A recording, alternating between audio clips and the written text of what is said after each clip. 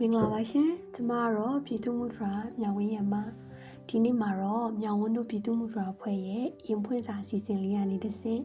ကိုဖီလစ်ကသူ့ရဲ့သက်ဆိုင်သူကောင်မလေးကိုပေးပို့လာတဲ့စာလေးကိုမြောင်ဝင်းကဖတ်ပြပေးသွားမှာပါ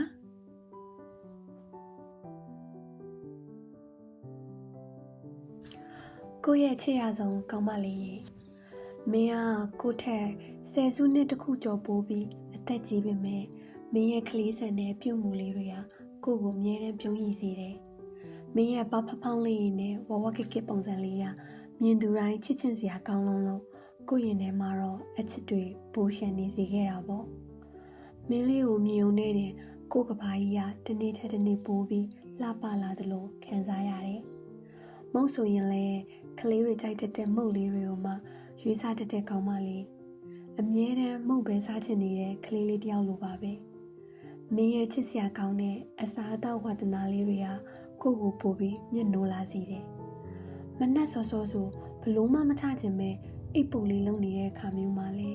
မင်းရဲ့အိပ်ပျော်နေတဲ့ကလေးလေးလိုမျက်နှာလေးကိုကြည့်ပြီးကိုတိတ်တိတ်လေးပြုံးမိတယ်။အဲ့လိုအချိန်တွေမှာဆိုကောင်မလေးနိုးသွားမှဆိုလို့အသက်တောင်ဖြည်းဖြည်းရှူပြီးရင်ခုန်တဲ့မြဲနဲ့ကြည်နေမိတာ။မင်းရဲ့ဘေးမှာရှိနေတဲ့အခါတိုင်းလေ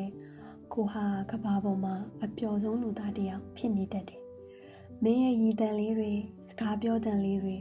ကိုကြည့်တဲ့မျက်ဝန်းလေးတွေကကိုနှလုံးသားတစ်ခုလုံးကိုလွှမ်းမိုးထားနိုင်တဲ့စွမ်းငင်အားလေးတွေပေါ့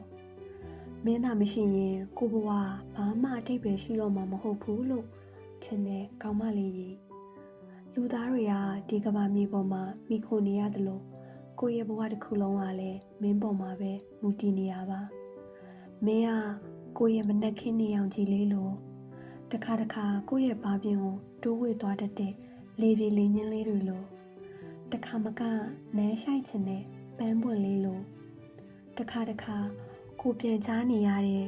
ကိုရဲ့အသက်ရှူတန်လေးလိုပါပဲမင်းမရှိရင်ကိုကဘာကြီးကမောင်မိုက်ပြီးအေးဆက်နေမှာအသေးချပဲတည်ရလားတနစ်ကျော်ဆိုတဲ့အချိန်တွင်းမှာနှစ်ယောက်တူအကွာဝေးအနေအမြင့်အတဲအကြတွေကြဖြတ်ကျော်ရင်မင်းလေးနဲ့အတူရှိနေတဲ့ချိန်တိုင်းဟာကို့အတွက်အဖို့မဖြတ်နိုင်တဲ့အချိန်တွေပါပဲကိုဘဝရဲ့မိနစ်စက္ကန့်အစိတ်ပိုင်းတိုင်းမှာမင်းလေးကိုပဲကိုနာရှိစေခြင်းနဲ့ကိုရဲ့အချစ်ဆုံးမင်းလေးကိုအမြဲတမ်းဒီထက်မကပို့ပြီးချစ်နေပါမယ်အချစ်များစွာဖြင့်Felix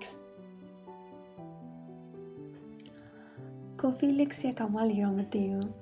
စာလေးကိုဖတ်ပြပြီးတဲ့မြောက်ဝါတဲ့အတော်လေးအရေးပြောသွားပါပြီ